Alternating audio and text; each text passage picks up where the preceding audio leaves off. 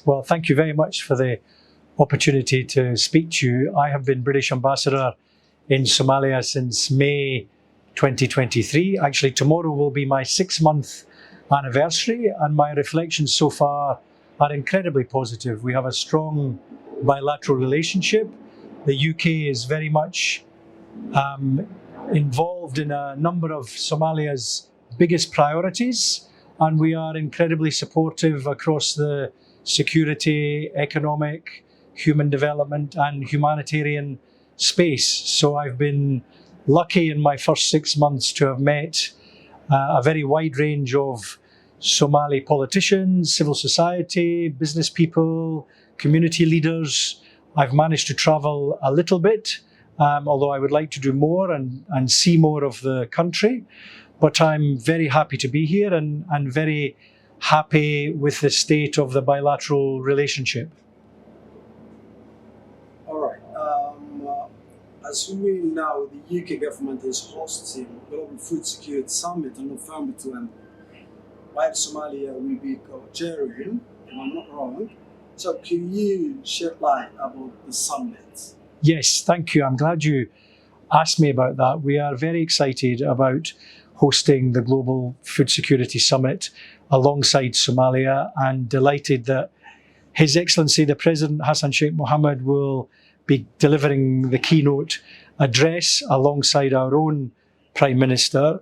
And it's very important, given some of the long-term planning that needs to take place to secure global food supplies and elevate the importance of nutrition. And Somalia, clearly, as a country that has enormous challenges given the climate risks, a huge humanitarian challenge, a number of people who are displaced, they have a unique perspective on some of the projects that have been successful and some of the things that need to be addressed by the international community to support those countries that are so exposed to some of these climate shocks, in helping support Somalia and others to address the issues. And so hearing from the President, understanding Somalia perspectives from their delegation will, I think, allow the audience and the participants, which is broad representation from international NGOs, from investment organisations, from the banking,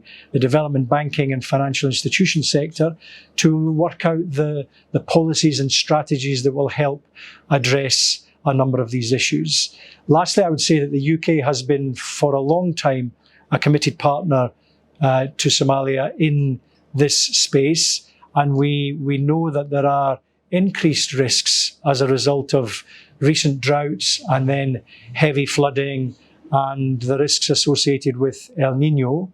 So we need to work up some immediate plans that help Somalia through the coming period, because it will be a challenging few months ahead. Yeah, thank you for mentioning for all those points. So what does it mean for Somalia to co-chair the summit? I think it shows that we need to listen to those people, those countries that are most affected. Somalia did not create the climate change that we are seeing in front of our eyes in the world today, but they are one of the countries most deeply affected by it. So the UK may have a clear sense of the policies and the strategies that need to be put into place to help Somalia, but we can only do that in a spirit of partnership, transparency, and we need to hear from the experts on the ground. Yes, they may be they may be NGOs, they may be international organisations, but the primary voices we need to hear are from the Somali people and their representatives. Yeah. So what's the significance of the summit, especially in light of the perennial food security challenge in Somalia? So I think the issue will be focusing on how do we harness the existing support that the UK and other international partners provide to ensure that we help Somalia start the long process of adapting to climate change, help Somalia access much larger sources of climate finance and green finance funding, and also address some of the longer term challenges of food security that will allow Somalia to be less exposed to the international price shocks that might move in one direction or the other. And so it is about bringing all of those strategies together, understanding what the immediate support is required because of things like El Nino, but putting in place medium and long-term strategies that will deliver over time a better,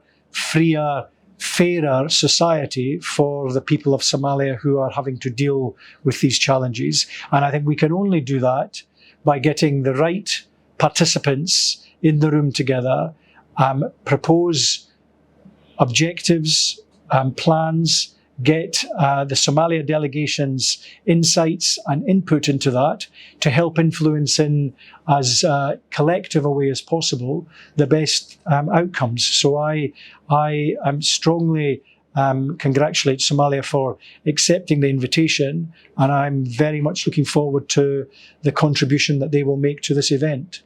Yeah. On the other hand, the UK has been the bellholder on cross-cutting issue in Somalia. So could you speak your country's vision for post-ATMIS era in Somalia, especially in reforming and empowering the Somali security forces? Yes, so I maybe should explain that by penholder, what we mean is that the UK being a permanent member of the Security Council, one of the P5, we are within the Security Council the penholder on Somalia Security Council resolutions, and we go through a regular process of reviewing the mandates for those resolutions, and there are a couple that are very relevant to the security environment here in Somalia. So, for example, the United Nations mandate for their Office of Support in Somalia is one. The ATMIS and UNSOS Trust Fund, so the logistical arm of what the UN does to support ATMIS and the Somali National Army, is another. And the UK needs to understand what is happening on the ground in terms of the operations to counter al-Shabaab, the force generation to develop the Somali National Army, the other security agencies, of course, including critically the police. We need to understand what the government's policy is on equipping and training those personnel.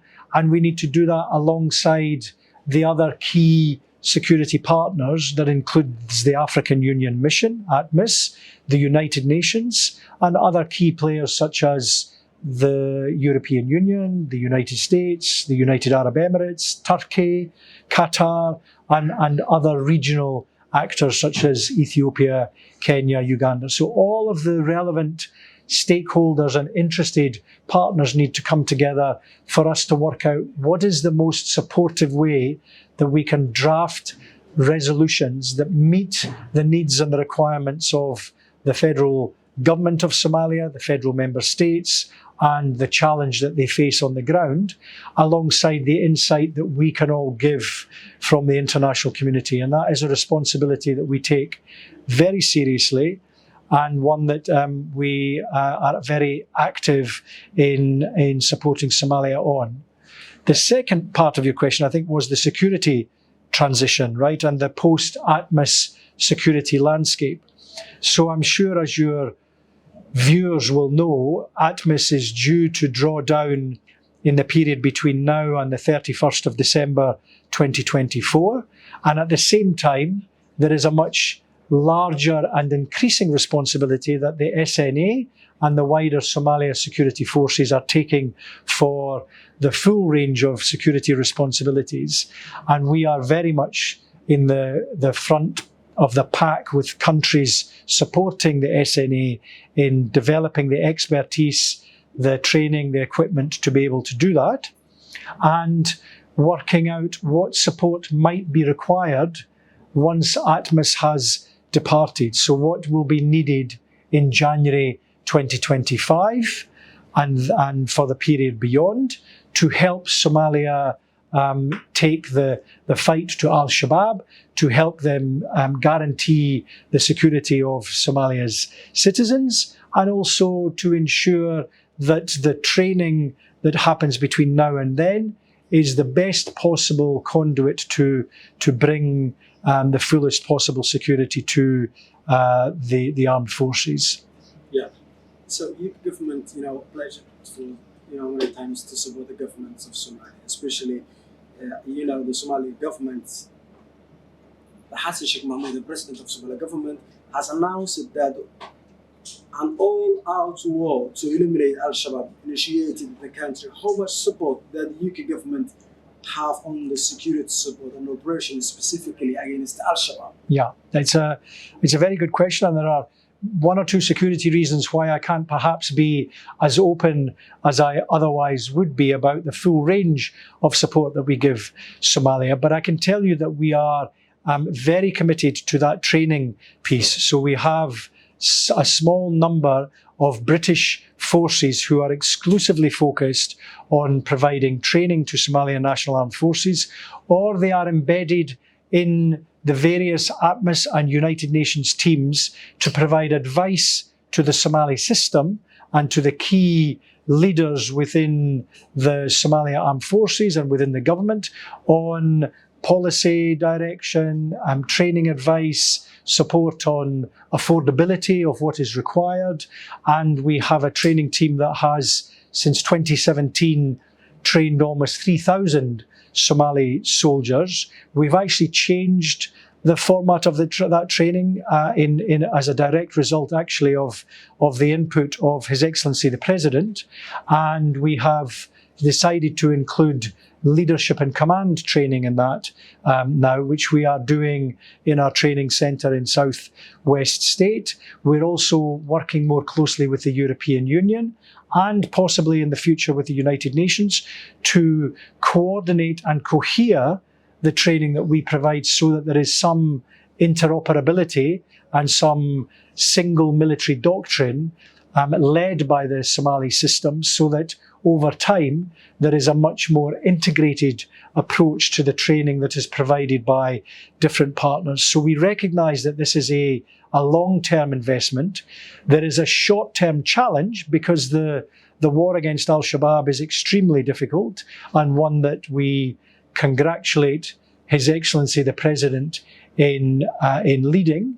But we know that it is not going to be success all the way. There will be setbacks, and we need to continuously monitor and pivot and review our support so that we are giving Somalia precisely what they need, alongside the very important contribution that other countries are making. All right. Mr. Ambassador, as you are aware, there is a strong concern about the Elnino storms, which may affect in the Horn of Africa, especially in Somalia. Torrential rains have fallen in the past 2 weeks in many parts of Somalia. So what's the UK's role in the issue of humanitarian at this time, especially the concern of the Elnino? Yes, I mean, we are worried about the risks posed by El Nino. We can already see the increased rains that have occurred and localised flooding that has happened in parts of the country, particularly those communities that live nearest Somalia's two large rivers. We saw last month in Baidoa and other parts of Southwest State some flooding, and so we are very worried about the potential for an unusually bad risk of flooding. And the UK is very involved in the humanitarian aspects. We have already, because of the risks posed by the droughts of recent years, last year we're very involved in giving extra monetary support, both directly in cash transfers through the World Food Programme, but also through international NGO consortiums, including a group called Action Against Hunger, and also with the Food and Agricultural Organization, through UN agencies such as OCHA and the World Health Organization, all alongside the Somalia government and system, including SODMA and others. We have tried to ensure that we are bringing to bear all of the resources, not just financial, but human, that can help address some of the challenges for the people on the ground who who are exposed to the potentially displacement, lack of food supplies, lack of medical care. So it is a very significant challenge. We know that funding internationally for these sorts of events is at a premium, but we think that Somalia's case is a very deserving one, and it is a case that we will continue to make with our partners. But I would urge individuals to consider that the coming weeks and months could indeed be very difficult for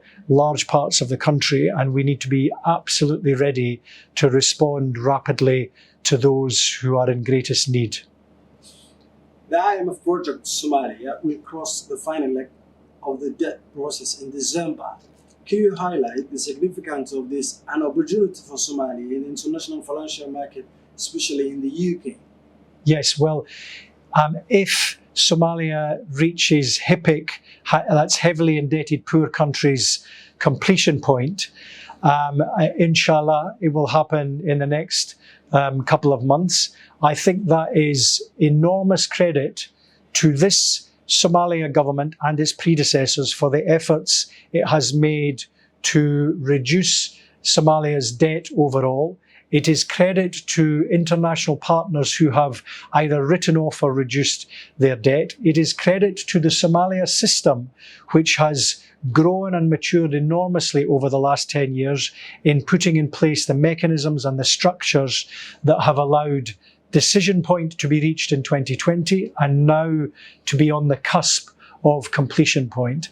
And without the UK taking too much of the credit, I am proud that we, as champions for Somalia in debt relief, which is a role we took on in 2017, that we have absolutely been at the forefront of advocating for Somalia, helping the key decision makers in the system here take the decisions they needed to allow countries to approach this process in a very constructive way.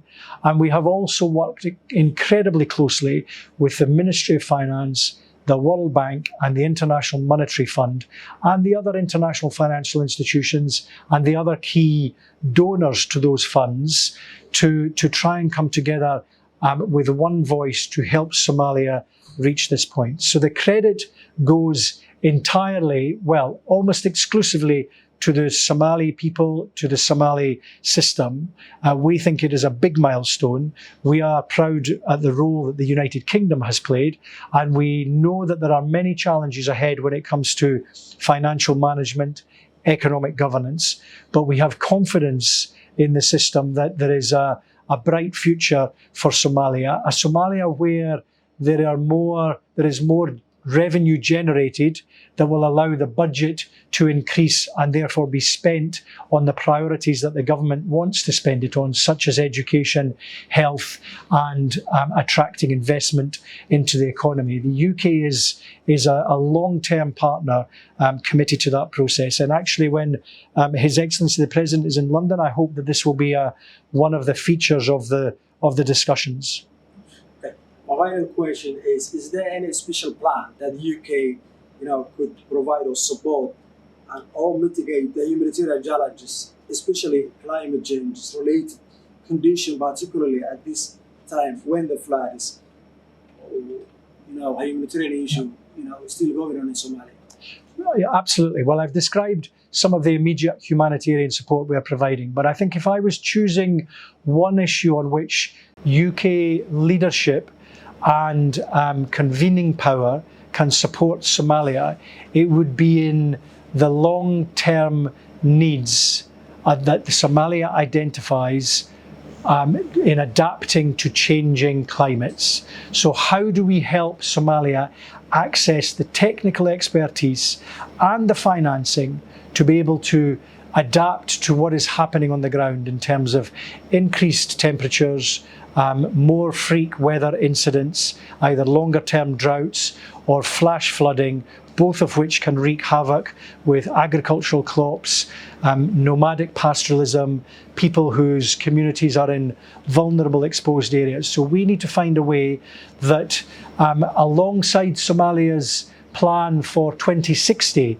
where Somalia will be 100 years old in 2060, how does the UK help Somalia achieve the milestones it wants to see between now and 2060 to help them start in a very successful way that journey to reach, to come out of lower, heavily indebted development level to the prosperity that His Excellency the President and everybody aspires for the Somali people. So I think that is the most critical long-term issue that the UK can help Somalia with, is adapting to climate change.